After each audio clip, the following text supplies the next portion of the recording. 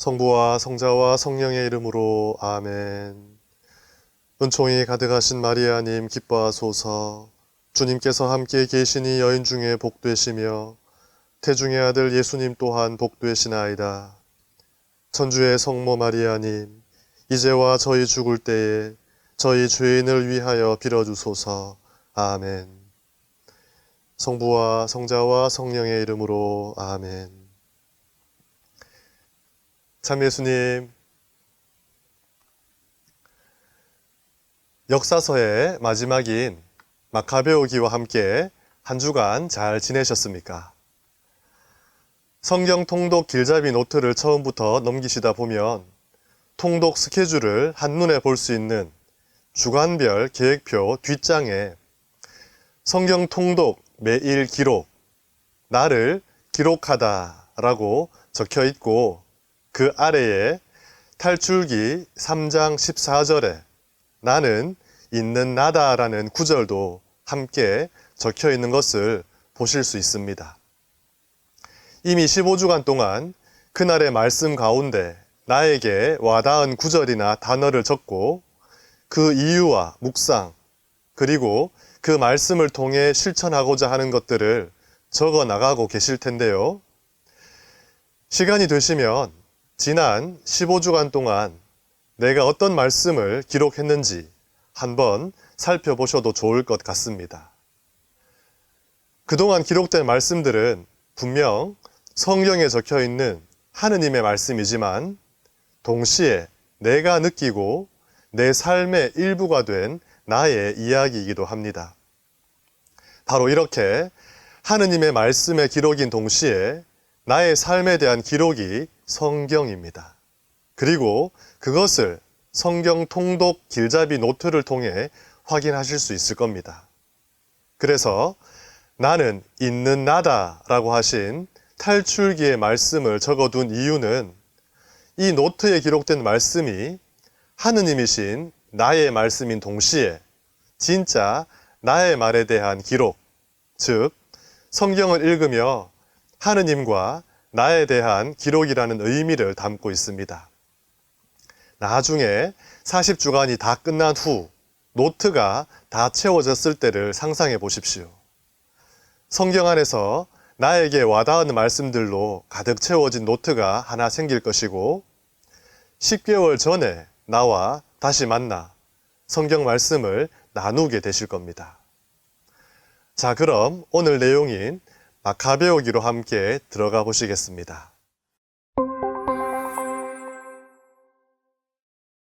마카베오기는 우리에게 친숙하지 않는, 그래서 다소 어려운 내용일 수 있으나 구약 말기에 쓰여진 중요한 작품입니다.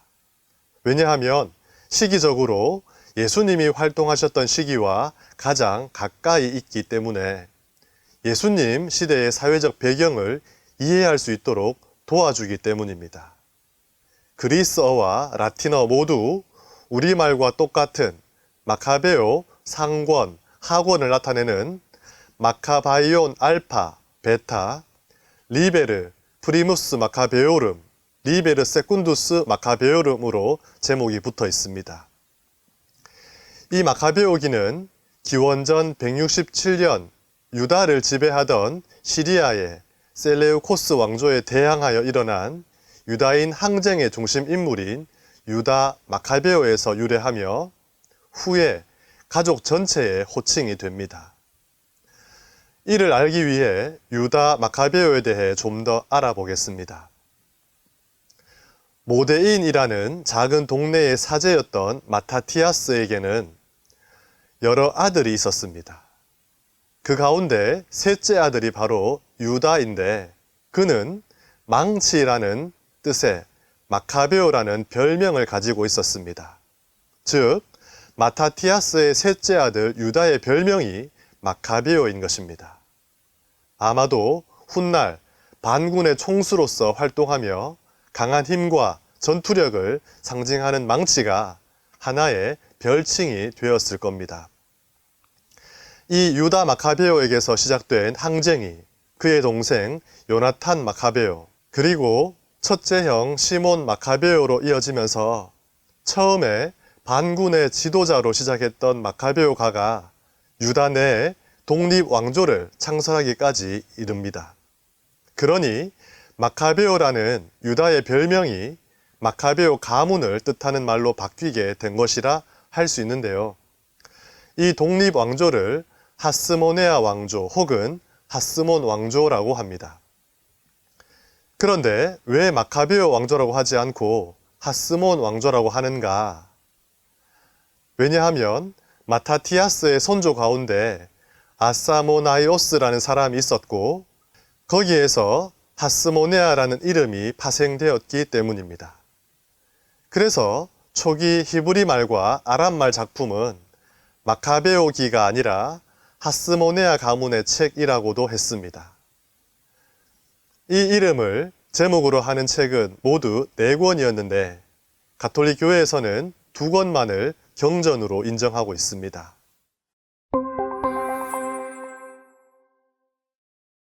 이 2권의 책을 마카베오기 상권과 하권이라고 하는데 사실 두 책은 마카베오 가문의 항쟁을 소재로 한다는 것 외에는 서로 연속성이 전혀 없는 완전히 다른 독립적인 책이라고 보아야 합니다.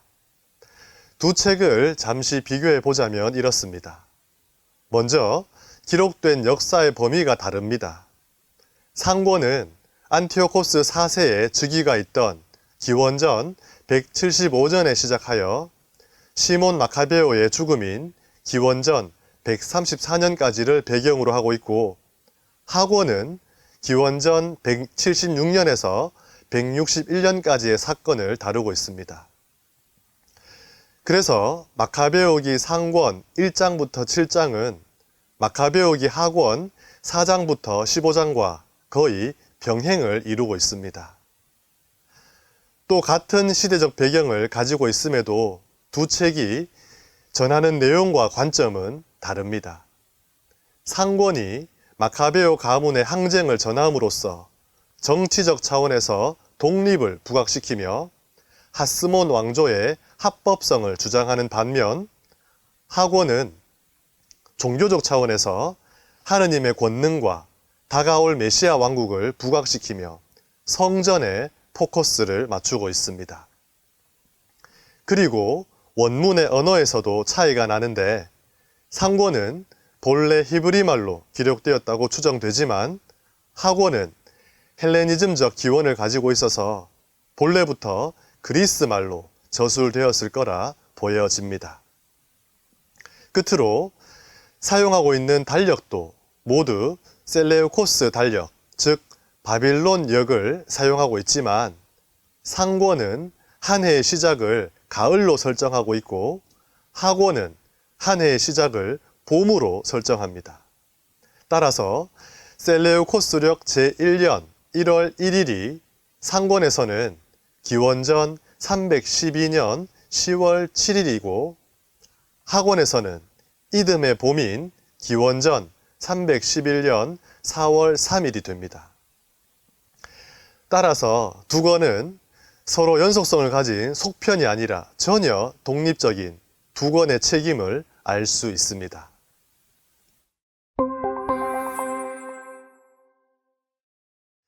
바빌론으로 유배를 갔던 이스라엘은 페르시아의 키루스 칙령으로 고국으로 귀향하여 성전을 다시 짓고 예루살렘 도성을 재건해 나가지만 왕조를 이룬 완전한 독립적인 단일 국가로서의 면모는 갖추지를 못했습니다. 그들은 외세의 다스림과 지배국의 박해 속에 있었고 이때 유다 마카베오가 등장하여 이스라엘과 그들의 신앙을 구합니다. 따라서 마카베오기를 좀 더 쉽게 이해하기 위해서는 당시 이스라엘의 국내외의 상황을 알아둘 필요가 있습니다. 먼저 국외 상황을 살펴보자면 소아시아를 장악한 페르시아는 서쪽으로 세력을 확장하였고 도시국과 연맹체제를 이룬 그리스는 동쪽으로 세력을 확장해 오다가 이 둘은 충돌을 일으킵니다. 우리가 잘 아는 마라톤 전투와 살라미스 해전에서 패배한 페르시아가 점점 쇠퇴해지며 패권은 점차 그리스로 옮겨집니다. 이쯤 그리스의 약소한 도시국가 마케도니아의 필리포스 2세가 그리스를 침략하여 그 지역의 최강자로 부상하게 됩니다. 그 뒤를 이어 아들이 17세의 어린 나이에 왕좌에 오르니 그가 바로 알렉산드로스 대왕입니다. 그는 마케도니아와 그리스 연합군을 만들어 신속히 페르시아 제국을 정벌하고 인도까지 영역을 넓히게 됩니다. 하지만 알렉산드로스가 병사하게 되고 후사를 이을 왕자가 너무 어리다는 이유로 3명의 친구가 대제국을 분할 통치하게 됩니다. 한 덩어리는 이집트 친구인 프톨레마요스 왕조가, 다른 덩어리는 시리아 친구인 셀레우코스 왕조가, 그리고 나머지 지역은 안티오코스 왕조가 다스리게 된 것입니다. 이때 유다 지역은 이집트의 프톨레마요스 왕조의 지배를 받았습니다. 하지만 시간이 지나며 세 친구의 분할 통치가 무색해지고 세 친구의 후손들 사이에 다툼이 벌어집니다. 그래서 셀레우코스 왕조의 안티오코스 3세가 유다 지역을 빼앗아 다스리게 되었는데 그는 로마와의 전쟁에서 패배하면서 아들을 볼모로 내어주어야 했고 자신은 살해당합니다. 볼모로 잡혀갔던 아들인 안티오코스 4세는 아버지와 형을 이어 왕이 되는데 인질로 로마에 끌려갔던 수치스러운 경험과 불행한 청소년기, 비참했던 아버지와 형의 죽음과 전쟁 배상금 문제를 지켜봤던 그는 본능적으로 신변의 안전 확보와 경제적 기반을 구축하는 데 혈안을 모읍니다. 그래서 전쟁과 착취를 일삼고 종교적 박해로 속국의 성전 기물과 보물을 약탈하기 시작합니다. 성전이 돼지 피로 더럽혀지는 사건이 바로 이때 일어난 것입니다.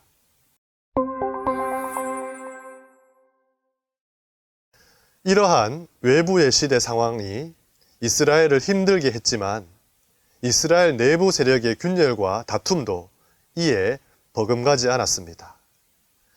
일본이 우리나라를 침략해 주권을 앗아갔을 때에도 거기에 동조하며 국가의 독립보다 자신의 배를 채우기 급급했던 매국노들이 있었듯이 이스라엘도 그랬습니다.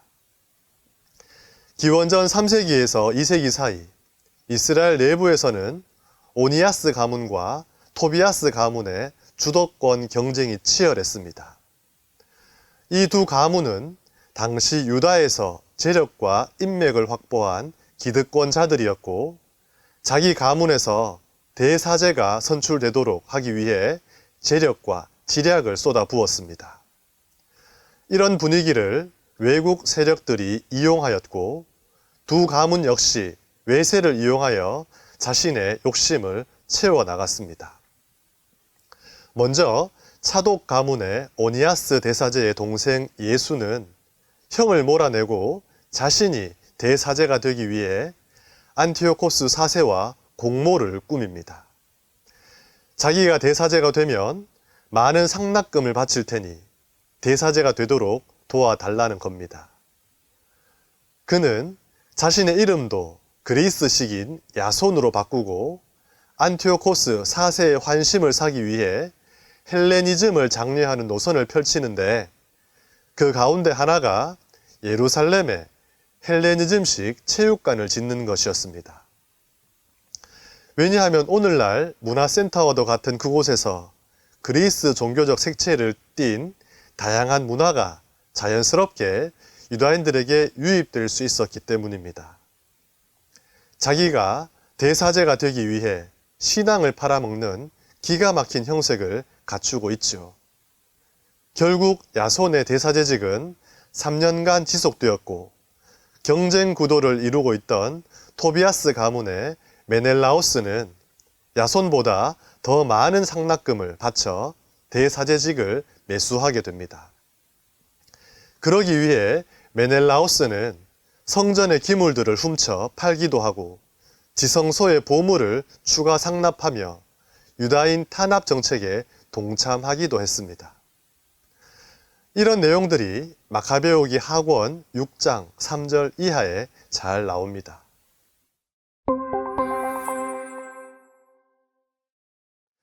이렇게 유다는 외부의 정치적 압력과 박해, 그리고 내부의 혼란과 종교적 타락으로 신앙의 위기를 맞게 됩니다. 이제 경신례와 안식일이 금지되었고 성전에는 제우스 신상이 세워지기까지 합니다. 그러면서 점차 사제들이 로마의 신들을 섬기려 하게 되자 예루살렘 뒷동네 작은 마을 모데인의 사제였던 마타티아스는 그런 사제들과 그것을 강요하는 임금의 신하들을 처형하고 아들들과 함께 숲으로 도망을 칩니다.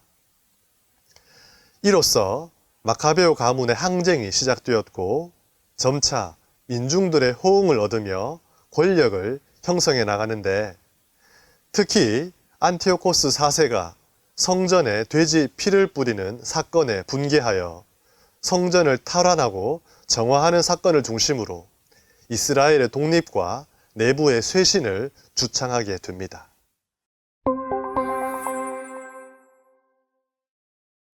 그러면 이제 마카베오 상권에 대해 살펴보겠습니다. 이 책에는 기원전 63년 로마가 예루살렘을 정복하는 사건의 언급은 없지만 마지막에 시몬의 죽음과 후계자 요한 히르카누스 1세를 언급하는 것을 보아 기원전 134년에서 63년 사이에 최종적으로 완성된 것으로 보여집니다.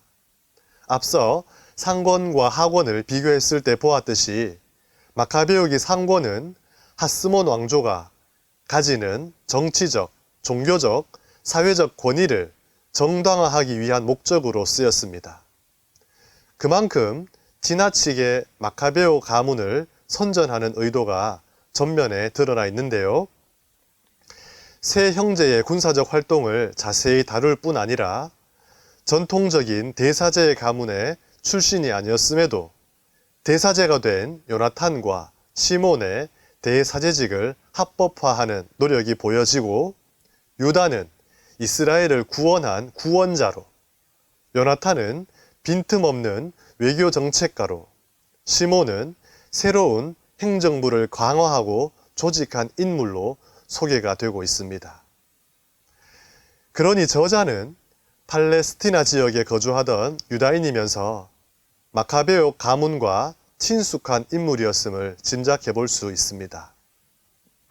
그러니 역대기계 역사가처럼 공식적 문헌을 참조하고 족보나 연대기적 보도에 관심을 가지고 있긴 하지만 기원전 2세기경에 예루살렘과 유다에 일어난 역사적 사건을 객관적으로 알려주는 것은 아니라는 것을 알아야 합니다. 마카베오기 상권은 유다인들을 박해하는 안티오코스 4세로 시작되며 특별히 성전 모독 사건이 강조되어 있습니다. 마카베오가의 1세대, 유다, 요나탄, 시몬의 활약을 주된 내용으로 하고 있으며 항쟁으로 성전은 다시 탈환되어 정화되었고 유다의 독립도 성취되고 시몬의 죽음으로 전체 내용은 마무리됩니다. 전체 구도는 도표를 통해 개별적으로 살펴보시기 바랍니다. 그럼 내용으로 한번 들어가 볼까요?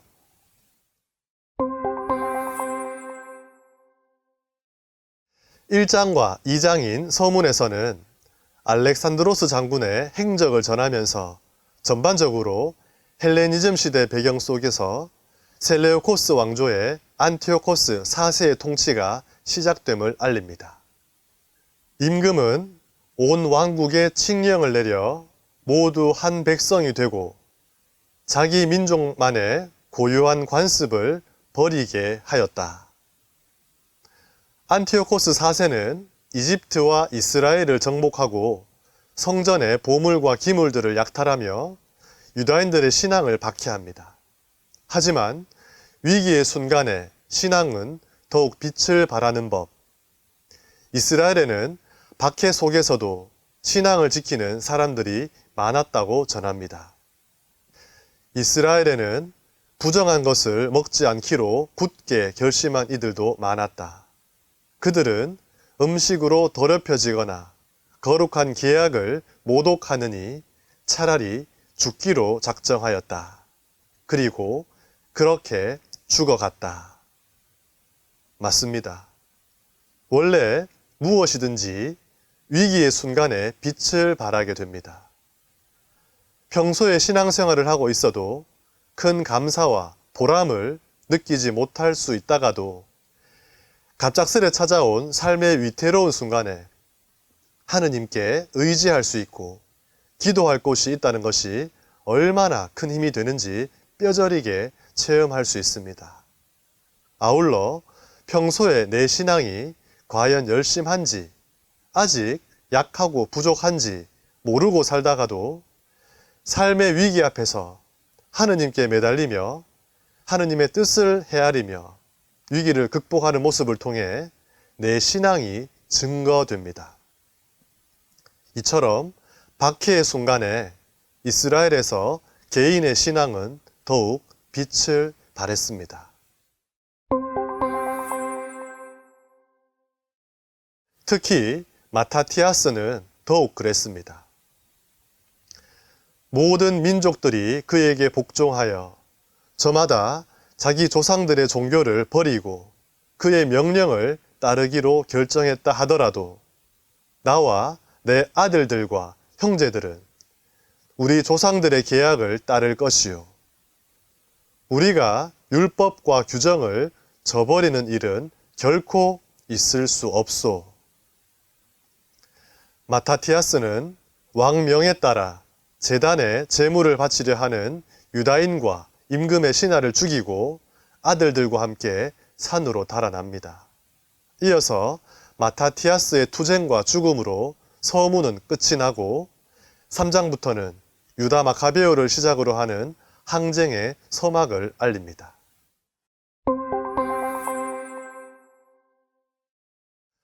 이후 본문은 3장 10절에서 9장 22절까지의 유다의 항쟁, 그리고 이어서 12장 53절까지의 요나탄의 항쟁, 끝으로 13장 1절에서 14장 3절까지의 시몬의 항쟁을 다루고 있는데, 이 세 개의 항쟁 이야기를 두 개의 찬가들이 시작과 끝에서 감싸고 있습니다. 유다의 항쟁에서는 역대기의 역사서와 같은 특징을 볼 수 있는데, 그것은 바로 유딧기와 에스테르기에서와 같이 현실적으로 명백히 약한 상황에서 하느님의 힘으로 이겨낸다는 것입니다. 시리아 군대의 장수 세론이 쳐들어오자 유다의 군사들은 얼마 되지 않는 우리가 저렇게 많고 강한 자들과 어떻게 싸울 수 있겠습니까? 라고 하지만 유다는 이렇게 대답합니다. 적은 수로도 많은 수를 쉽게 막을 수 있다. 하늘이 구하려고 할 때에는 수가 많고 적은 것이 문제가 되지 않는다. 전쟁의 승리는 군대의 크기가 아니라 하늘에서 내려오는 힘에 달려 있다. 이런 역대기 사상은 지금 우리에게도 그대로 적용이 되고 있다는 것을 우리도 늘 잊지 말아야 합니다. 우리가 아무리 작고 약하고 힘이 없어도 나 하나로부터 하느님 나라는 시작됩니다. 내 마음의 변화, 한 번의 영적인 쇄신과 회개, 작은 습관과 태도의 변화로 세상이 바뀔 수 있다는 겁니다. 혹시 아직까지 나 하나쯤이야 뭐, 나 하나 바뀐다고 세상이 달라지겠어 라고 생각하신다면 이제 생각을 바꾸어야 합니다. 하늘이 구하려고 할 때에는 수가 많고 적은 것이 문제가 되지 않습니다.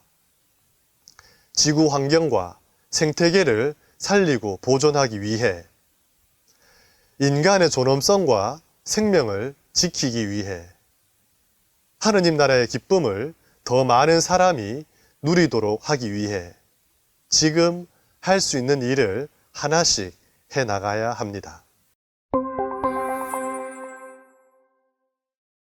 자, 안티오코스 임금이 페르시아로 떠나 리시아스를 섭정에 임명하자 리시아스는 유다인을 치기 위해 노력하지만 유다 마카베오는 모든 전쟁에서 승리를 거두며 성소를 탈환하고 정화하여 다시 봉헌합니다. 그리고 이런 소식에 더욱 괴롭힘을 당하는 이스라엘 민족들을 마카베오 형제들은 위험으로부터 구출합니다. 한편 스가랴의 아들 요셉, 그와 함께 군대를 지휘하던 아자르야는 마카베오 형제들처럼 전공을 쌓고 싶어 나가다가 오히려 패배합니다. 이렇게 자신을 위해 싸우는 것은 패배로 이어진다는 가르침을 통해 하느님의 뜻으로 이루어진 유다 마카베오의 승리가 더욱 두드러지게 나타납니다. 자신의 뜻을 이루지 못한 안티오코스 4세는 병사를 하였고 마카베오 가문은 계속 세력을 확장시켜 화친 조약을 맺기에 이르고 나아가 로마와도 우호 관계를 맺게 됩니다. 그러나 계속되는 전쟁 속에서 유다 마카베오는 베렛에서 전사하고 마타티아스의 막내 아들인 요나탄이 그의 뒤를 잇습니다. 로마와 셀레우코스 왕조는 요나탄을 사이에 두고 서로 화친 조약을 맺으려고 할 정도로 그는 외교 정책에 탁월한 능력을 보였습니다. 그 사이에서 요나탄은 알렉산드로스 임금의 손을 잡았고 대사제로까지 등극하게 됩니다. 하지만 요나탄은 트리폰에게 속아 붙잡히고 시몬이 요나탄의 뒤를 잇게 됩니다. 그리고 170년의 이스라엘은 이민족들의 멍에에서 벗어났다. 백성은 모든 문서와 계약서에 유다인들의 총독이며 지도자인 시몬 대사제 제1년이라고 쓰기 시작하였다. 라고 할 만큼 유다는 하나의 독립국가로서의 면모를 갖추게 됩니다. 이제 총독이라는 정치적 권력과 대사제라는 종교적 권한을 자신에게로 집중시킨 시몬의 중앙집권적 절대권이 시작된 것입니다. 그러나 이러한 절대 권력은 오래가지 못하였습니다. 시몬은 나이가 들어 자신의 아들 요한에게 많은 권한을 물려주고 지방 성읍을 방문하며 민생을 보살피는 일을 하던 중 자신이 임명한 사위의 흉계로 잔치에서 술에 취했다가 암살을 당합니다. 16장부터 시작되는 결문에서는 왕조로 다시 태어난 하스몬 왕조의 시작을 알리며 마카베오기 상권이 끝이 납니다. 사실 마카베오기 상권은 누차 말씀드린 바와 같이 하스몬 왕조의 합법성과 정당성을 위한 정치적 목적으로 쓰여진 글이기에 오늘날 신앙인으로 성경을 읽는 저에게는 그리 큰 감흥은 없었습니다. 오히려 신앙적으로 쓰인 마카베오기 학원에 저는 눈길과 마음이 더 오래 머물렀는데요. 그럼 이제 마카베오기 학원으로 넘어가 보겠습니다.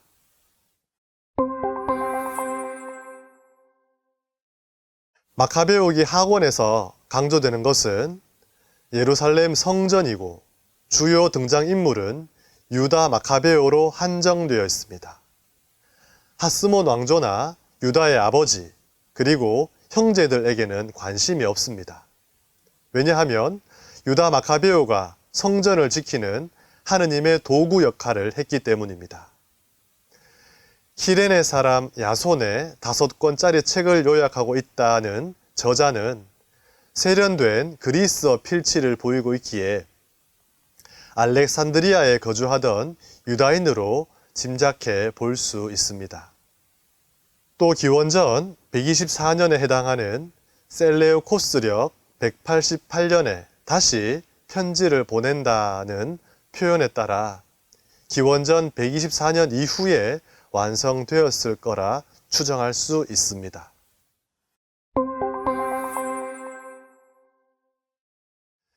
두 개의 편지와 머리말로 구성된 서론에 이어 본문에서는 세 차례나 침략을 받은 성전이 어떻게 유지되고 보호되었는지, 성전 정화와 재봉헌의 역사를 집중적으로 소개합니다. 그리고 히브리인들의 승리에 대한 맺은말로 끝을 맺습니다.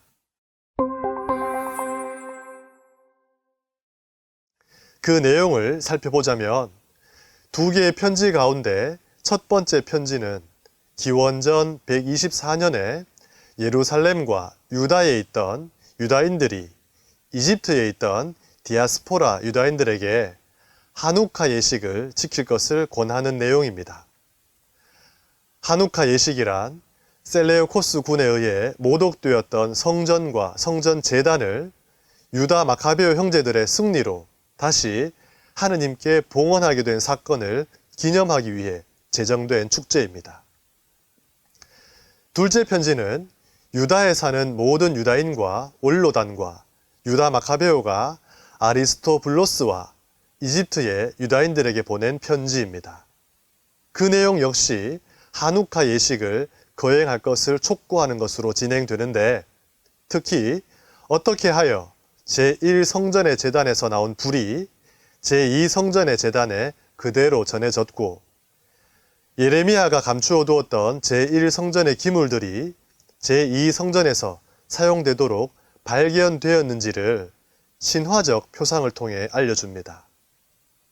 이처럼 서문에서부터 이 책은 성전에 집중하고 있습니다.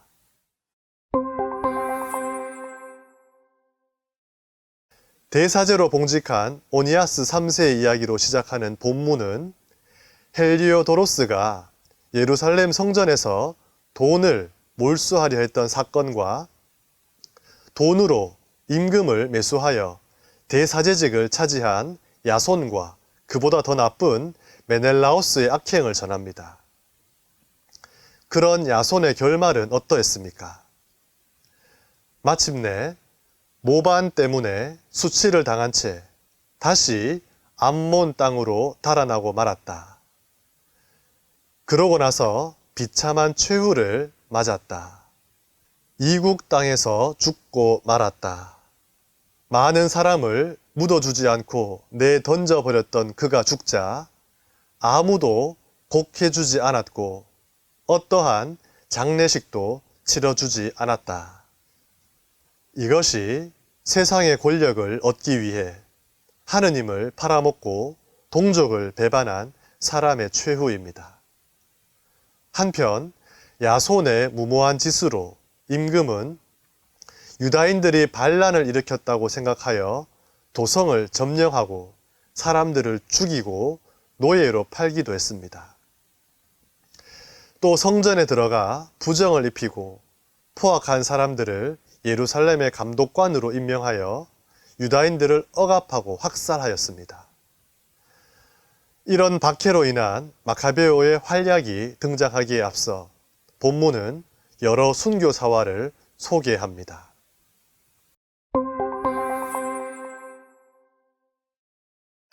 첫째는 강제로 돼지고기를 먹이려 하자 더럽혀진 삶보다는 명예로운 죽음을 택한 엘 아자르의 순교 이야기입니다. 둘째는 7 형제와 어머니의 이야기입니다.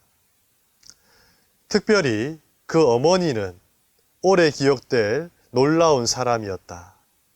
그는 7 아들이 단 하루에 죽어가는 것을 지켜보면서도 주님께 희망을 두고 있었기 때문에 용감하게 견디어냈다. 죽음을 앞둔 7째 아들에게 이 박해자를 두려워하지 말고 형들에게 부끄럽지 않게 죽음을 받아들여라. 그래야 내가 그분의 자비로 내 형들과 함께 너를 다시 맞이하게 될 것이다. 라고 말하는 어머니에게서 안중근 토마 의사의 어머니인 조 마리아 여사의 모습을 엿볼 수 있었습니다. 이런 순교 영웅들의 이야기는 의인에게 반드시 하느님의 축복이 돌아온다는 가르침을 통해 유다인들이 고통을 신학적으로 다시 생각하게 만드는 역할을 합니다. 그러니까 고통은 정화를 위한 하느님의 시험이자 교육이며 이 시험과 교육을 무사히 마치고 나면 반드시 하느님의 더 큰 축복이 주어진다는 겁니다. 나아가 성전에 초점을 두고 있는 마카베오 학원에서 순교 사화는 이런 의인의 순교 덕분에 성전이 다시 봉헌되었다는 근거를 제시하기 위해 성전 탈환과 봉헌 사건 앞에 순교 이야기를 배치해 두었습니다.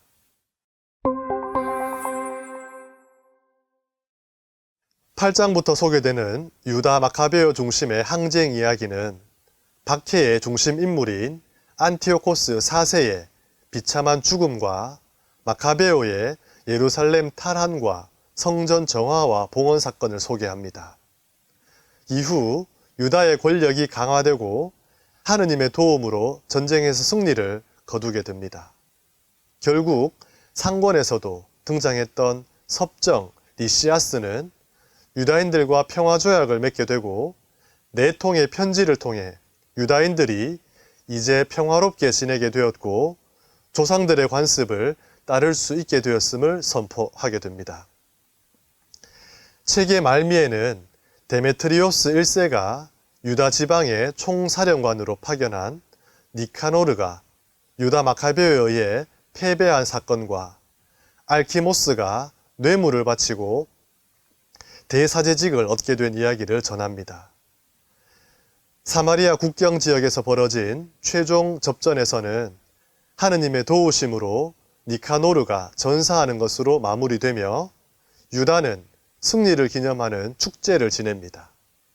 그리고 이후 유다인들이 예루살렘을 장악하게 된 경위를 전하는 결문으로 마카베오기 학원은 마무리됩니다.